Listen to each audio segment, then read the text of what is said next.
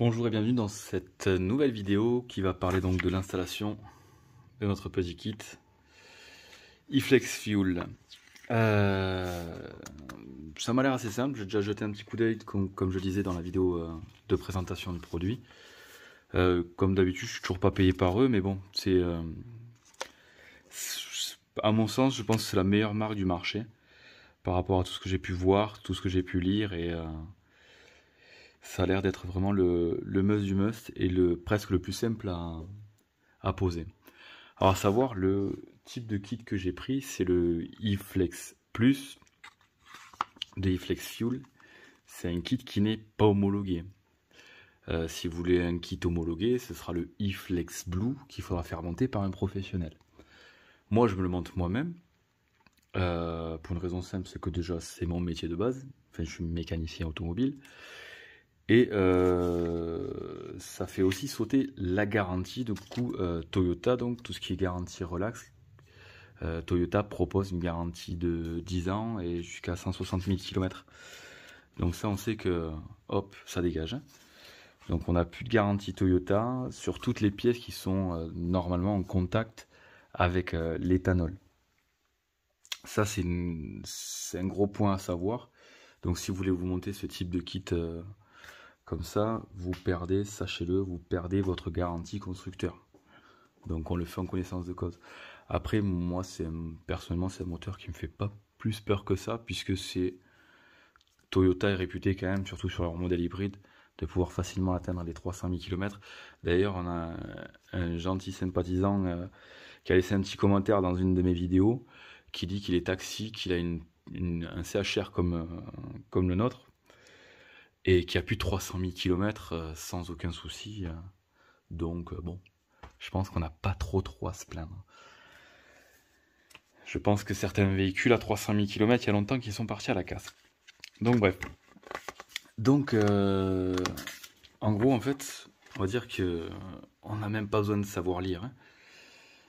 On a notre faisceau, le boîtier, notre rampe d'injecteur avec les connecteurs.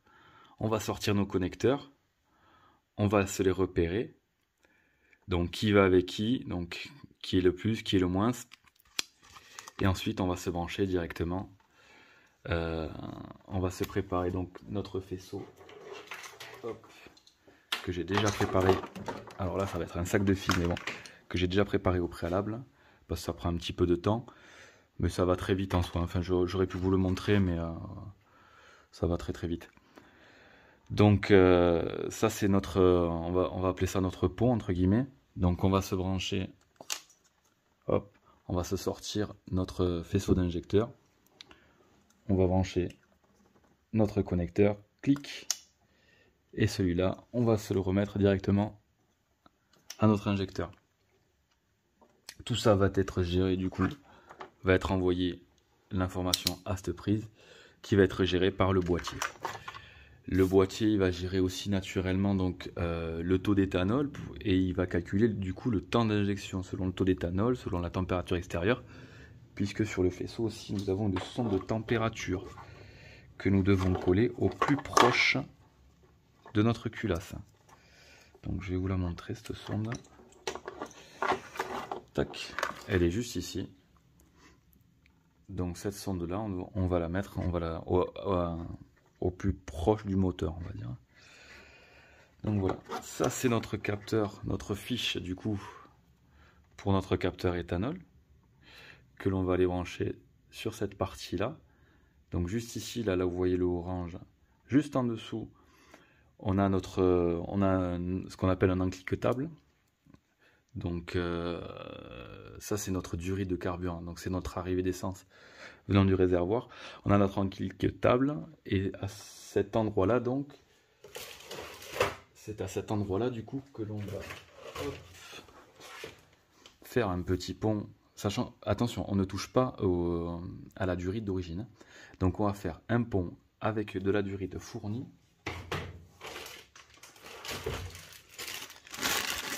des encliquetables fournis. Donc je pense qu'on en aura assez, hein. Je pense qu'il y a, normalement on a de quoi voir venir. Si on ne trouve pas le bon, c'est que vraiment il y a un problème. Et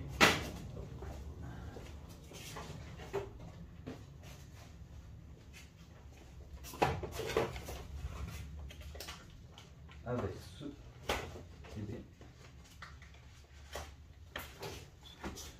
Donc du coup, hop, on va sortir donc directement de là. On prend un bout de tuyau, on va s'en cliqueter ici et on va se ressortir ici pour reprendre du coup cette durite là qui est d'origine. Voilà. Et donc on a, comme je disais tout à l'heure, cette broche marron qui va venir directement, hop, sans cliqueter, sur le capteur.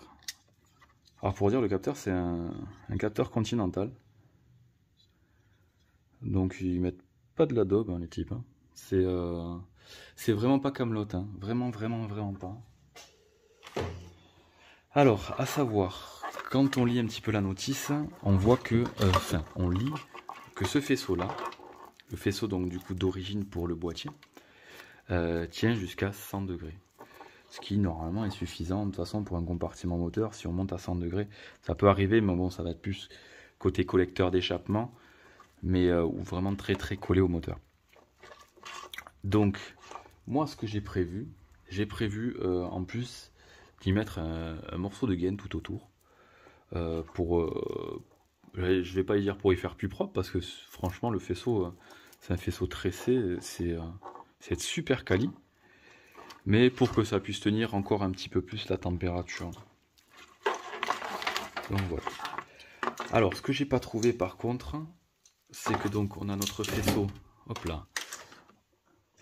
Donc on a tous ces connecteurs. Bon, celui-là, on ne tient pas compte. Celui-là, on n'y tient pas compte. Tac tac. Donc on a tous ces connecteurs donc du coup qui viennent directement se brancher à nos injecteurs. Mais sur la doc, sur la notice, je vois pas de sens. Voir s'il y a un numéro 1, numéro 2, numéro 3 ou 4. Je vois pas de sens. Alors soit j'ai mal lu, soit il n'y a pas de sens, soit on s'en fiche en fait. Je ne sais pas du tout. Donc je pense que je vais bouquiner encore un petit peu. Et vous reprendre d'ici quelques secondes. Et voir si réellement il y a un réel sens. Mais pour l'instant j'ai pas vu de sens. Tiens, en parlant du guide, il est dans plusieurs langues, hein, bien sûr. Il est en français, en anglais, en espagnol et bon, ça va être du finlandais, ça va être du chinois, ça. Donc ouais, tout à fait. C'est du finnois. Donc il est dans nos langues entre guillemets principales européennes. Donc on va pas avoir trop de soucis à pouvoir le lire comme il faut. Allez, je le rebookine pour voir si vraiment il y a un sens du coup pour nos connecteurs. Et si j'ai trouvé ça, je vous le dis, sinon c'est que ça se branche comme ça, on va dire. A de suite. Bon, donc après relecture, j'ai pas trouvé réellement de sens à nos connecteurs. Donc, bon, j'ai envie de dire, on les montre comme ça vient. Alors, il faut savoir que ce type de faisceau aussi, on peut y rajouter du coup 4 rallonges. Et ces 4 rallonges, donc du coup, servent pour alimenter soit un V6, soit un V8, enfin JV, mais soit un 6 cylindres, soit un 8 cylindres. Ou on peut même alimenter un 5 cylindres essence aussi, donc du coup, ou un 3 cylindres aussi. Donc, moi dans mon cas, hop, on va se préparer ça du coup, et puis on va monter ensemble. Ah, j'ai oublié de vous montrer, il y a aussi du coup la petite tresse de masse, hein, que l'on va... Ouais, on va trouver une petite masse moteur sans souci. Sans souci. Donc, allez, on attaque. Hop. Alors là, vous voyez pas, je suis un peu caché. Mais j'essaye de trier mon faisceau pour essayer de faire quelque chose de plus propre possible dès le montage. d'entrée. Hop là.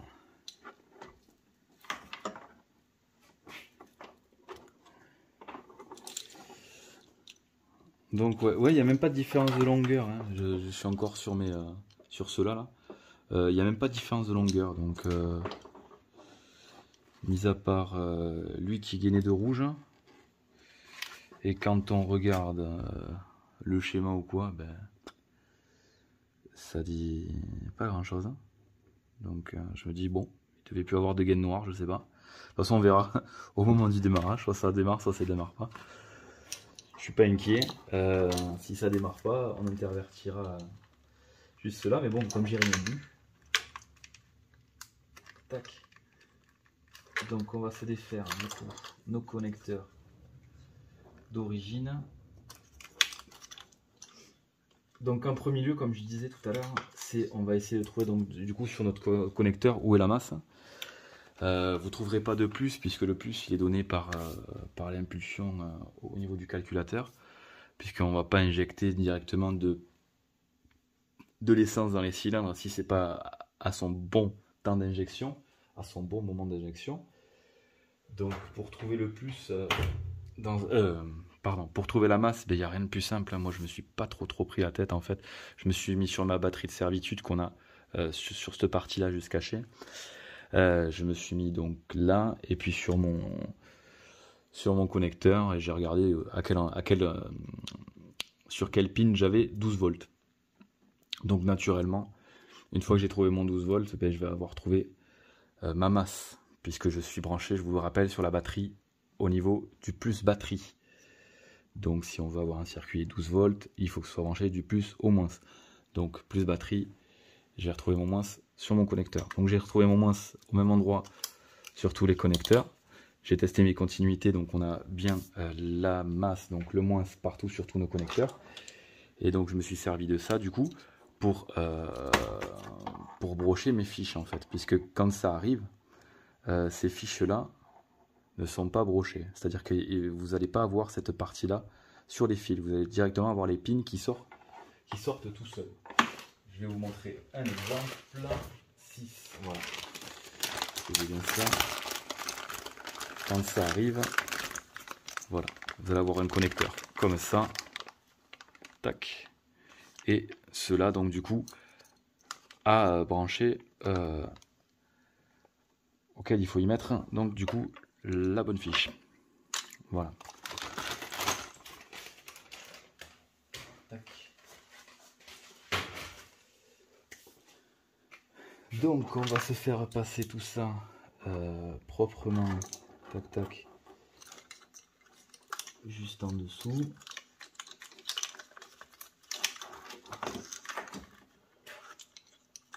Donc on est d'accord, hop, c'est le numéro 4, c'est le numéro 3, tac, c'est le numéro 2, ce sera celui-là, et c'est le numéro 1, ce sera celui-là. Alors pour l'instant c'est un gros fouillis, faut pas avoir peur. C'est là où c'est un peu dommage, par exemple, ils auraient pu, on va dire, enlever quelques centimètres au faisceau au fur et à mesure. Ça aurait... Parce que là, en fait, comme le faisceau fait la même dimension sur les 4 injecteurs, bah, du coup, on va avoir du rap, quoi. C'est un peu dommage. Enfin, je trouve que c'est un peu inutile, surtout. Hop. Donc, on va se brancher celui-là dans le bon sens. Faut bien que ça fasse clic quand on l'enfonce. Comme ça, on est sûr d'être bien au fond. Donc là, je me suis branché sur mon faisceau d'origine. Et je vais me brancher à mon injecteur qui est bien sûr juste caché derrière ça. Mais c'est pas grave, celui-là, vous allez le voir. Tac. Donc, on se branche. Il y a des détrompeurs, hein. Donc, clic. Et on va bien au fond. Hop. Donc, on répète l'étape, bien sûr, sur les 4 injecteurs. Clic. Et bien sûr, là, j'aurais pu passer en dessous, ça aurait été pas mal aussi. Hein. Tac. Eh bien, ils tiennent vachement bien dit. Ça, c'est une bonne chose. Donc, ils sont pas prêts de sortir, hein, avec les vibrations ou autres. Franchement, c'est super bien. C'est vraiment pas de la camelote là. Donc comme je disais sur ma vidéo de présentation, quand on fait la commande, enfin, je le répète encore, hein, on m'a pas payé pour ça, loin de là. Mais bon, je trouve que quand on a un bon produit, il faut le mettre en avant. Même si je pense qu'ils n'ont pas du tout besoin de moi, loin de là, mais bon. Donc je disais sur la commande, en fait, déjà quand on va... Déjà on va voir en fait si notre véhicule est compatible ou pas, si on peut l'équiper à l'éthanol via leur kit. Et du coup, quand on fait notre commande, en bas de notre commande, on sait enfin, eux savent sur quel modèle va se monter ce faisceau. Donc du coup, ils adaptent les connecteurs, le faisceau, au type d'injecteur qu'on a, parce que selon le type de voiture, on peut avoir des injecteurs Bosch, des injecteurs Denso, et j'en passe. Et du coup, on va pas retrouver les mêmes connecteurs, les mêmes broches. Donc eux le font pour vous. Donc pas de souci à se faire à ce niveau-là. Et je vois que, décidément ceux-là, hein, bon, c'est pas grave. Tac. Ça passe ici. Ça passe ici. Tac, tac. Donc c'est là où ça va être un peu, entre guillemets, pas joli. Et le but c'est de faire quelque chose de propre. Que ce soit le plus discret possible. Pas que ce soit posé là comme ça en fait. Même si dans tous les cas ça se verra, hein, parce qu'on rajoute quand même du faisceau en plus à notre moteur. Donc on va le voir. Mais bon, le but c'est d'essayer de faire quelque chose d'assez esthétique, hein, si on y arrive. Mais quand on voit les longueurs, on va pas réussir à faire quelque chose de top. Hein. On veut faire quelque chose de propre, mais ce sera pas le must du must. Donc, hop. Tac.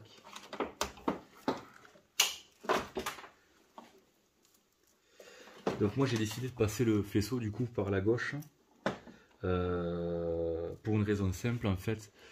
Je vais pas vous mentir, je vais pas vous cacher, sur la chaîne YouTube d'E-Flex Fuel, ils montrent une Corolla justement où ils le font passer aussi par la gauche et du coup on fait passer notre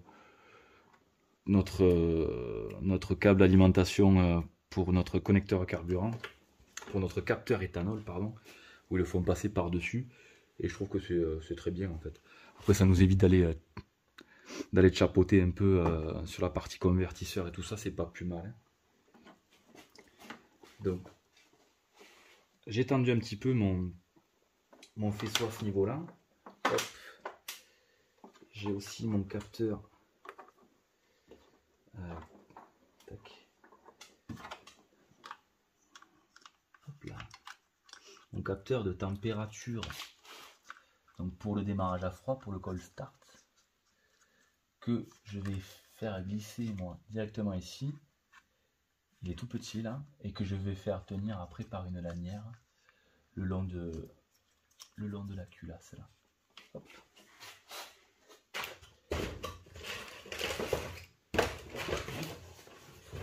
Voilà. Les lanières.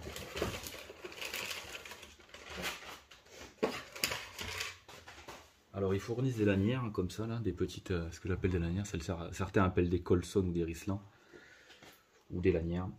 Et ils en fournissent pas des tonnes je trouve, mais bon après ça vaut pas bien cher. Donc rien ne vous empêche d'aller en racheter. Mais ouais dans le. Hop. Allez dans le machin, il y en a combien hein? Donc j'en ai posé 1, 2, 3, 4, 5, 6, 7. 7 lanières. Oh, ça devrait suffire. Mais bon, une dizaine, quoi, qui peut le plus, peut le moins, quoi. Faut pas être radin sur ça. Je trouve, hein. C'est mon point de vue personnel. C'est mon point de vue à moi. Donc, mon faisceau là, hop, ce sac de fil là, je me garde un câble qui va être celui qui va aller donc du coup au capteur éthanol. Celui-là, je me le mets de côté. Et ma petite tresse, hop, ma petite masse, je me la mets de côté aussi. Et du coup, à partir de là, c'est là où on va faire quelque chose de qui je trouve moi pas très joli, mais que le fabricant trouve ça entre guillemets normal, où il n'y a pas de souci. C'est que quand on fait ça en fait, voilà, ça nous fait un gros sac de nœuds, mais le fabricant accepte qu'on puisse les plier comme ça, les plus longs en fait, pour faire une espèce de boudin. Donc ça ne va pas poser problème pour la suite de notre opération. Donc c'est là où il va falloir être doux entre guillemets pour réussir à faire quelque chose d'assez joli en pliant le faisceau comme ça et en faisant entre guillemets des nœuds, hop, proprement comme ça, pour essayer d'avoir quelque chose d'à peu près propre, hein, du moins de plus joli. Moi, comme je vous ai dit, j'ai de la gaine, donc je pense que je vais le gainer. Je vais d'abord mettre des colliers pour me le maintenir et je vais le gainer après par la suite. Enfin là en suivant, là, je vais vous le montrer je pense. Allez, comme la vidéo va être trop longue, je vais faire pause, je vais faire tout ça là. Peut-être j'ai plus de lumière en plus. Je vais me fixer tout ça et remettre de la lumière aussi. Et je vous reprends juste après. Ça a été rapide, hein? Allez, donc voilà comment j'ai procédé. Donc du coup, j'ai mis une gaine un petit peu partout. Alors ces endroits-là où il y a des bourrelets, ben, c'est là où du coup, comme les faisceaux étaient plus longs, ben, j'ai dû faire un petit S entre guillemets pour le faire rentrer dedans. Et comme bien sûr, j'avais pas pris une gaine assez grosse, ben, ça fait un bourrelet. Là aussi pareil. Mais bon, en attendant, ça fait quand même plus sympa d'avoir ça qu'un faisceau qui traîne partout. Donc une fois qu'on a fait ça, j'ai pas envie de dire qu'on a fait le plus dur, mais presque. Hop, on va se mettre toute cette histoire de côté et on va aller s'occuper d'ici du circuit de carburant. À noter aussi du coup, c'est vendu avec, comme je disais tout à l'heure, avec des encliquetables. Et comme on est sur du Toyota et on n'est pas trop classique, on a des encliquetables qui sont d'un diamètre un petit peu plus petit. Hop là, si la mise au point veut bien se faire. Pour venir prendre le circuit d'origine de la voiture. Donc c'est à ce moment-là que je vais faire, mais vous allez vous entendre, vous me supportez derrière votre écran, c'est super sympa, ou sinon vous me dites, mais vous mettez qu'une merde Stéphane, vas-y. Enfin bref, allez, je me tape des délires. Donc du coup je vais prendre mon, comment on appelle ça, ma durite. Une fois que j'aurai fait tomber le carton, c'est fait. Je vais prendre ma durite, je vais me couper un petit bout de durite. Je vais voir là-bas dans quel sens on peut faire. Est-ce que je fais un petit rond comme ça pour y mettre le... Ah, comment on appelle ça? Le capteur d'éthanol. Ou pas, enfin je sais pas, je vais voir ça. Ce que je fais pause. Ah oui, bonne chose. Avant d'aller déconnecter notre circuit d'essence, là, on attend que le véhicule soit arrêté depuis bien longtemps. Il est préférable, je pense, d'ouvrir le bouchon d'essence pour un petit peu dégazer. Ça évitera de prendre une giclée quand on déclipse notre arrivée d'essence. Parce que bon, c'est pas très agréable, on va dire. Il y a mieux.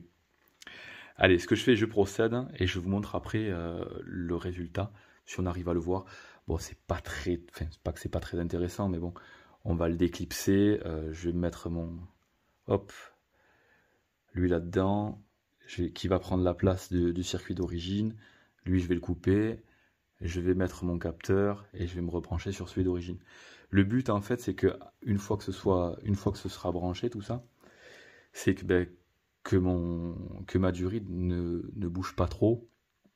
Donc au pire, je vais la brider avec un collier, selon comment elle tombe, qu'elle vienne rien frotter aussi, c'est super important parce que là on est quand même sur du carburant.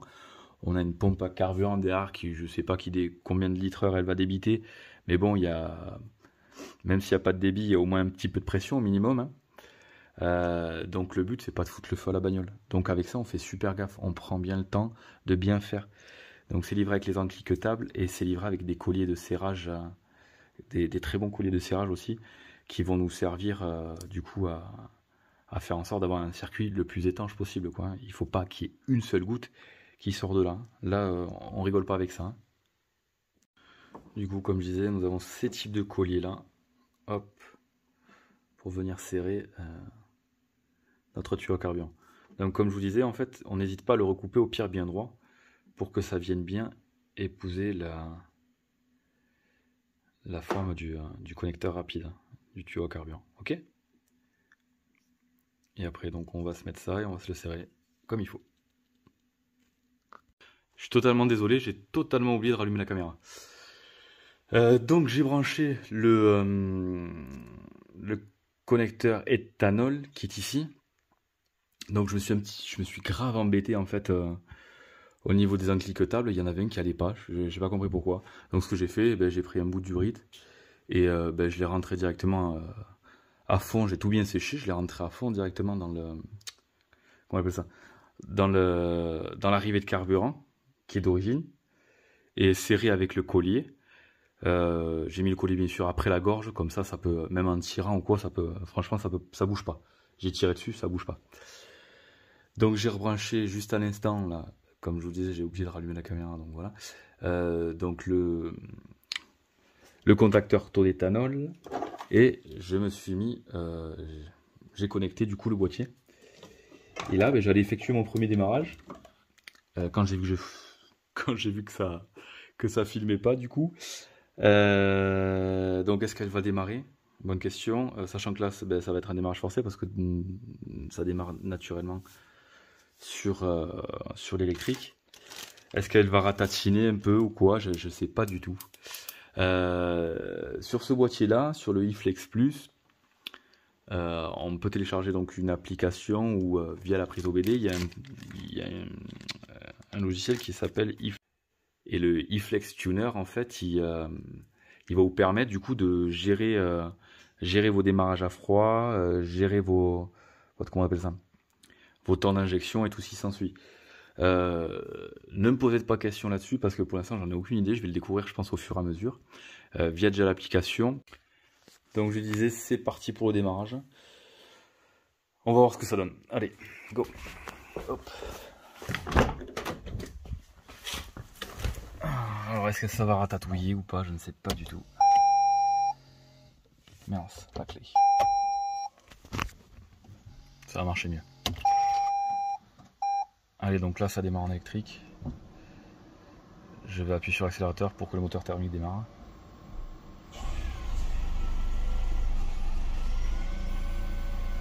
Le moteur thermique démarre déjà, c'est déjà pas mal.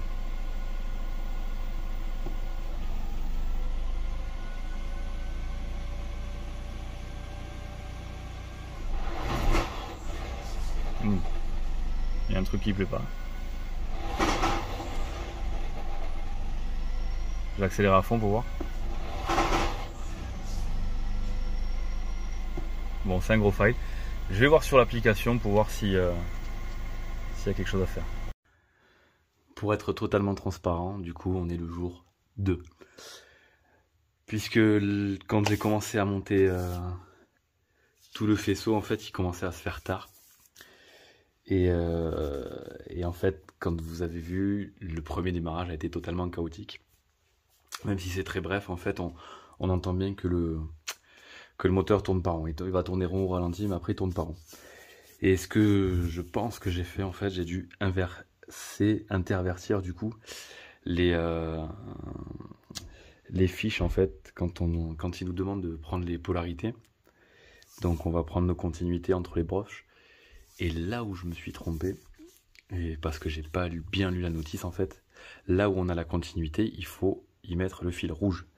Et moi c'est pas du tout ce que j'avais fait, donc ça marchait pas. Donc là on va voir, normalement tout doit fonctionner, donc du coup j'ai interverti, j'ai dû redéfaire du coup un par un chaque connecteur, intervertir les deux fils dans les connecteurs. C'était un peu laborieux, surtout ne pas essayer de les casser. Je me suis mis un bout de scotch au fur et à mesure que je les faisais, comme ça j'étais sûr de pas me tromper. Et donc là on va vraiment faire le premier démarrage. Vous je vous laisse là, moi je me vois là.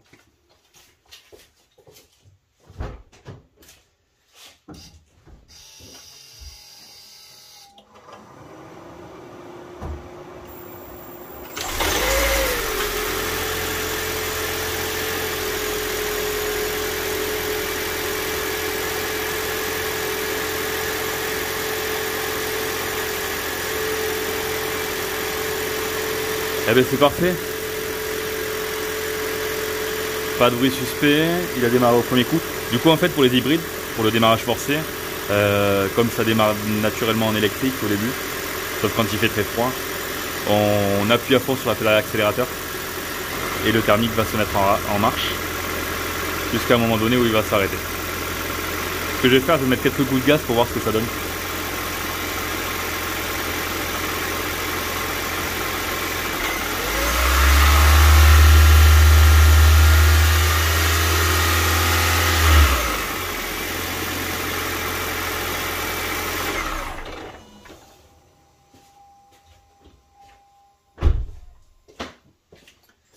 Eh ben c'est parfait, c'était pas si compliqué. Donc en branchant bien les fils, hein, donc faut pas se tromper du coup. Le fil rouge, c'est du coup quand vous allez monter vos broches. Hein. Attendez, je vais vous chercher. Vous allez comprendre.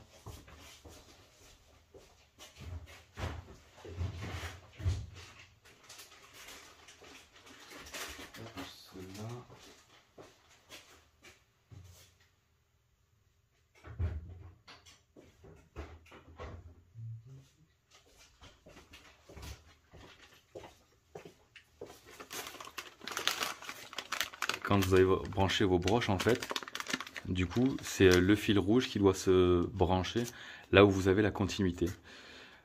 Donc en fait c'est réellement c'est le fil de masse et ça c'est l'info quoi, ça va être le plus pour l'injecteur. Donc ne vous trompez pas, au pire c'est pas grave, hein. Juste on redéfait le connecteur et puis on intervertit les deux fils et puis ça se remonte sans souci. Hein. Mais bon ça vous fait perdre du temps et ça vous fait galérer pour rien. Parce que je vais pas vous cacher que ça m'a un petit peu saoulé. Mais bon c'est de ma faute. J'avais qu'à bien lire la notice et pas me dire le fil rouge c'est le plus donc naturellement il va de l'autre côté. Non, pas du tout. C'est comme les injecteurs sont pilotés justement au plus et pas à la masse. Donc la masse, elle reste masse continuelle entre guillemets et le plus c'est le calculateur qui le gère. Et là du coup le plus maintenant ce sera notre boîtier qui va le gérer. Je vais vous montrer la salle de plus près.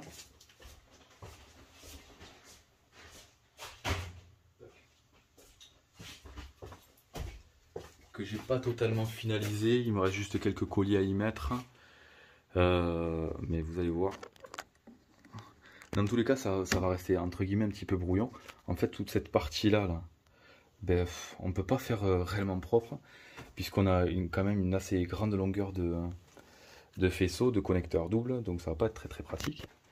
Donc ce que je vais faire, lui, je vais me l'attacher ici. Je vais me le faire partir là, et comme je disais, je pense que j'allais me le cacher si j'ai de la place là-dedans.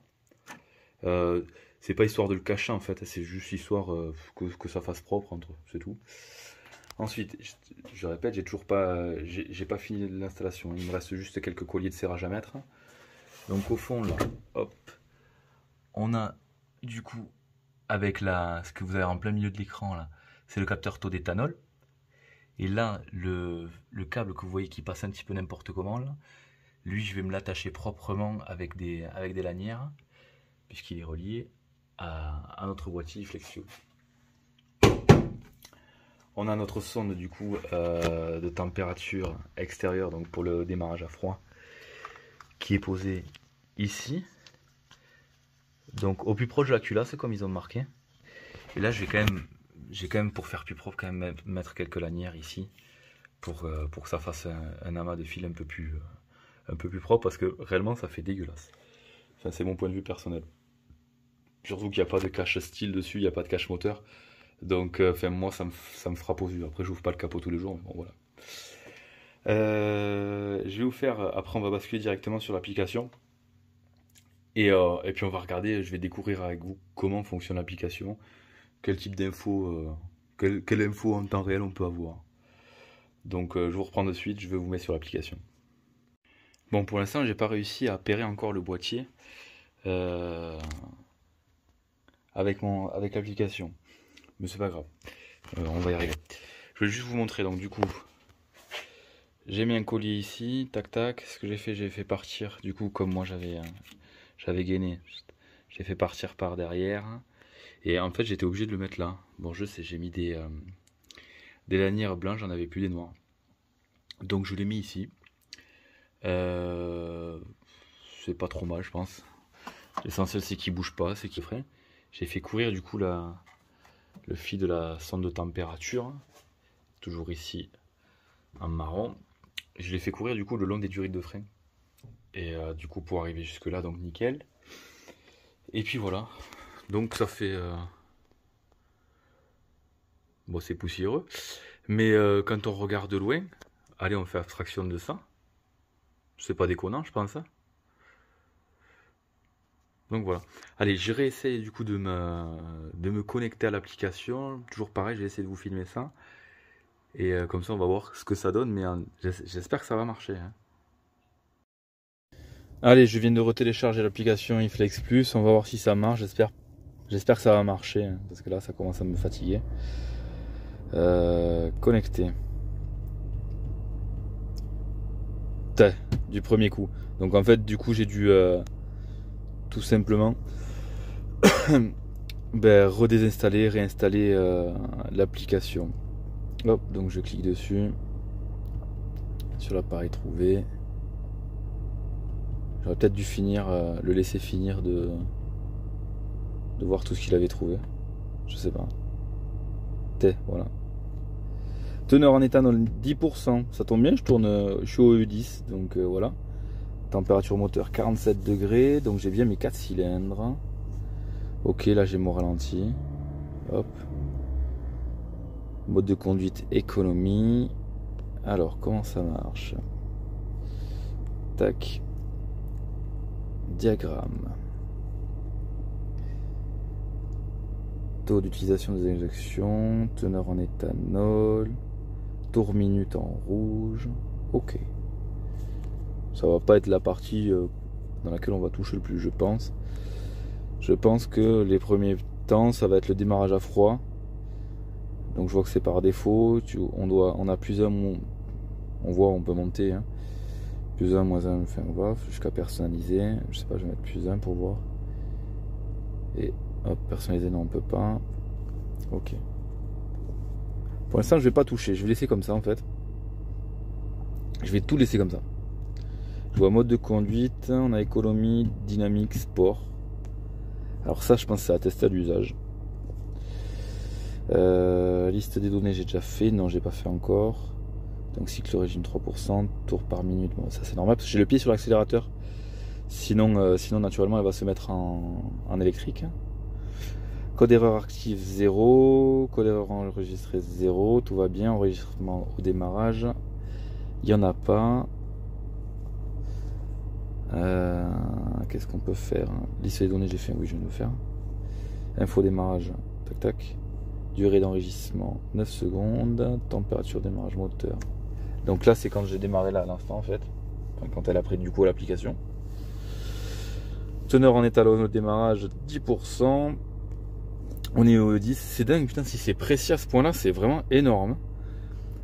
C'est vraiment énorme quoi. Qu'est-ce qu'on a donc ça? Ouais, ok. Mode de calcul des tours moteur, mode 1, mode 2, mode 3. Alors ça, hop, on va faire info pour voir. Le mode de calcul affecte le niveau du régime affiché dans l'application. Différents modes de calcul sont proposés. Mode 1 s'applique dans la plupart des véhicules, mais pas tous. Si le niveau de régime affiché dans l'application ne semble pas correct, essayez de changer de mode. Ok. Ouais, donc ça en fait, en gros, ça c'est quand vous avez un décalage de votre régime affiché à votre compte tour par rapport à l'application. Voilà, elle a l'air très simple en fait cette application, réellement très simple. Donc là, ce que je vais faire, quelle heure il est tard, mais c'est pas grave.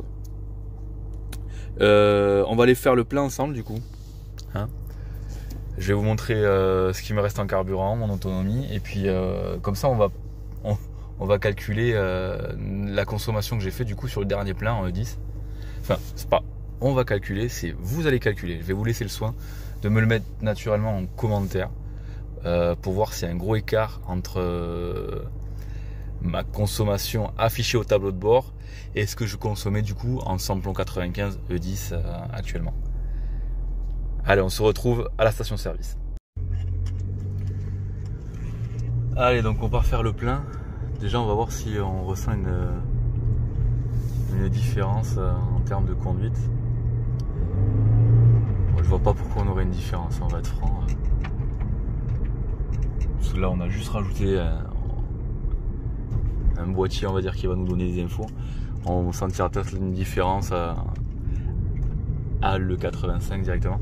Et je testerai au fur et à mesure, mais ça je pense que ce sera dans une autre vidéo, du coup les différents modes. Parce qu'il y a le mode économique, le mode dynamique et un autre truc, je sais plus. Et je pense qu'on va tester différents modes pour voir s'il y a une réelle différence. Limite à faire un 0 à 80, faire plusieurs 0 à 80 avec le niveau de batterie, avec à peu près le même niveau de batterie à chaque démarrage. Je pense que ça pourrait être intéressant, ça pourrait être rigolo. Voilà. Donc là, au tableau de bord, il m'affiche comme quoi il me reste 63 km d'autonomie. Bon, on est à moins d'un quart. On va aller faire le plein. Comme je vous disais à l'instant, je vous laisse le soin du coup de me calculer si c'est possible ma réelle consommation par rapport au carburant, au litrage que je vais mettre. Et je vais vous donner aussi combien de kilomètres j'ai fait sur la totalité de ce plein. Allez, c'est parti.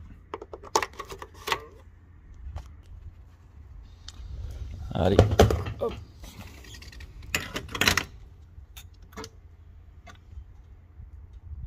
Quand tu veux. Bon, il est un petit peu cher, mais bon. Donc ça fait plaisir. 33 litres, on va essayer d'arriver à voilà, 34 litres, comme ça ce sera plus facile à calculer. Donc j'ai mis 34 litres. Pour un total de,